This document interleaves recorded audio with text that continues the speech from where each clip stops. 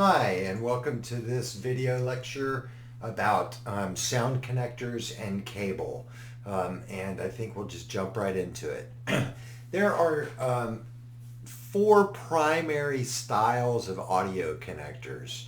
And the first one we'll look at is an 1/8 inch, and it's an 1/8 inch phono plug or a 3.5 millimeter plug. This is old style earbuds or earphones use this type of connector in a slightly different configuration. Do you know, first generation iPods, you guys probably are all using lightning devices or Bluetooth at this point, so you may or may not have seen this, but this is 1/8 inch phono or 3.5 millimeter phono. The next one is a larger version of a very similar connector, and it is called a 1/4 inch phono. And it's just a bigger version of the 1/8 inch phono. The next one is maybe the most common, or one of the most common audio connectors, is a 3-pin XLR connector. And we spoke about XLR connectors when we were doing lighting and DMX.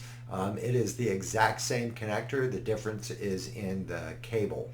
And then the last one, if you're an old school home stereo buff, or you've worked with older video recording equipment, is the RCA connector. And this is an older connector, and each connector just carries a single signal. So you would have one for stereo left, and the red one would be for stereo right, red to right. And then a yellow one was designated for the video connection. And so those are the four basic styles: 1/8 inch phono, 1/4 inch phono, 3-pin XLR, and an RCA connector. So let's just take a quick look at these RCA connectors. Sometimes they even have more colors than this. This cable is not designed to run very long distances. It is just a hookup cable. You're probably hard pressed to find any of these cables much longer than about 6 feet. The signal degrades very quickly over time, and is very susceptible to noise if it's run very far. So it is a short distance cable. And again, you'll find this probably on older equipment. There is newer technology that's out there now that is quickly replacing RCA. Let's move to our phono connectors. Here you get a little bit of a realistic size comparison between an 1/8 inch phono and a 1/4 inch phono. And both of these connectors come in several configurations. The first configuration is called a TS, which stands for a tip and a sleeve. Both of these connectors here are tips and sleeve. They only have two conductors. The tip is one conductor and the sleeve is another conductor. The sleeve is most commonly, almost always, thought of as the negative, the ground, or the shield. It is the minus wire, whereas the tip is the hot, which is why often when you plug this connector in, you get that horrible hum until it's finally plugged all the way in.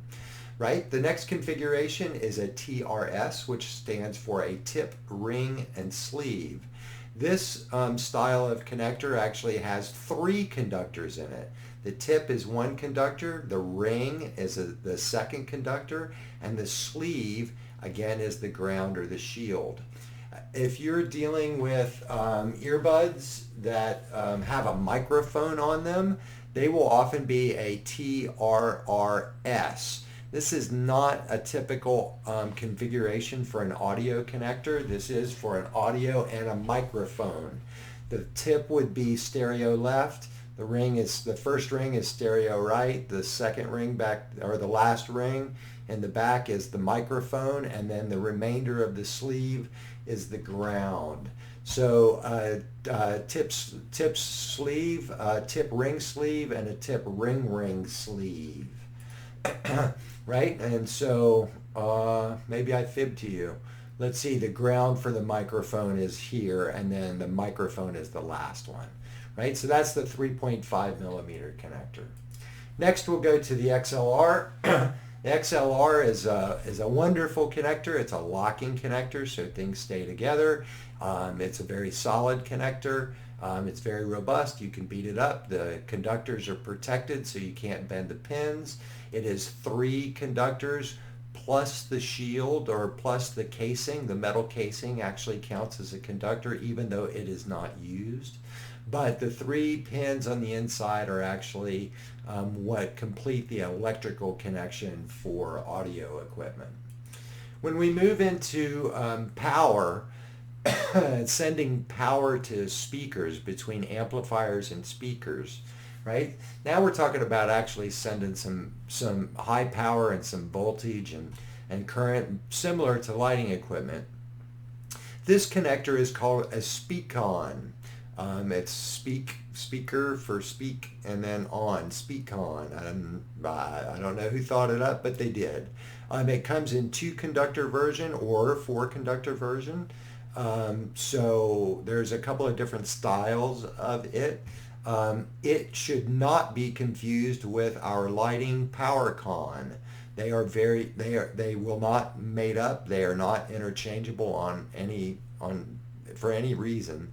A Speakon has a black insert, whereas a PowerCon will always either have a blue or a gray insert, depending on whether it is the input or the output for the cable.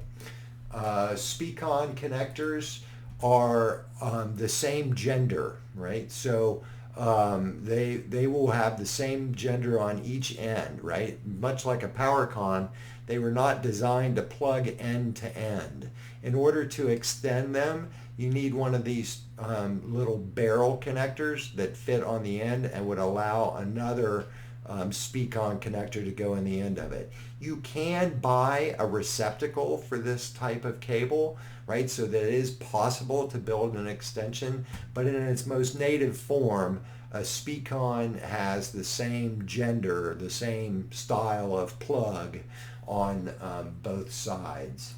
In regards to the wiring, right? So we're going to start talking about balanced versus unbalanced, and I have a wonderful video link following this that I want you to watch that explains balanced and unbalanced.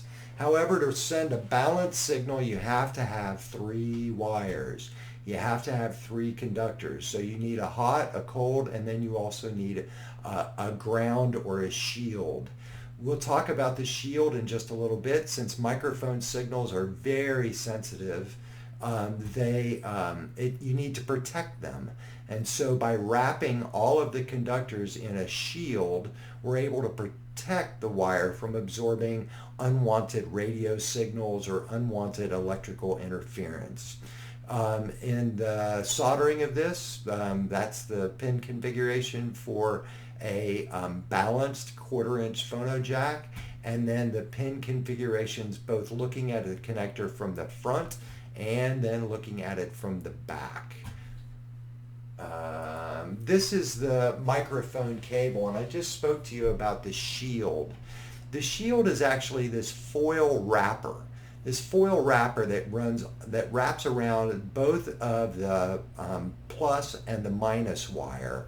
And then running next to that foil shield is a 3rd wire that is uninsulated. It is designed to make contact with the foil shield throughout the length of the cable, right? So then by connecting this wire to the connector, you have then connected the wire to the connector to the wire, which then touches the shield and provides electrical not insulation, but prevents electrical interference along the length of the wire.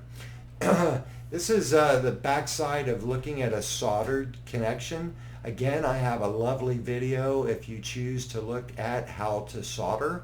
If you don't already know, it's a wonderful skill to have, and it's not that hard to pick up.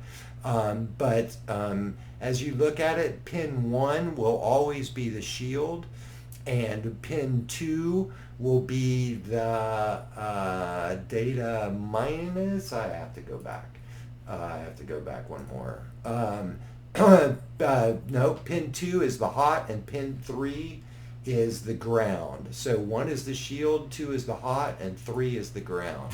And this is just what it looks like. There are just different colors inside of different wires.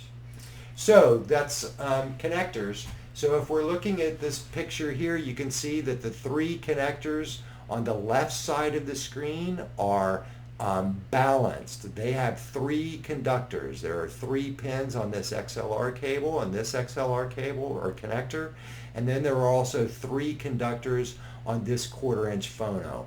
Everything from the middle of the image over to the right are all unbalanced connectors, right? So this 2-conductor 2-conductor 1/4" phono, the RCA connector, the tip ring and sleeve 1/8", and then the 2-conductor 3.5 or 1/8". So that's what I have for connectors for audio, and watch the video about balanced and unbalanced that I have next. See ya.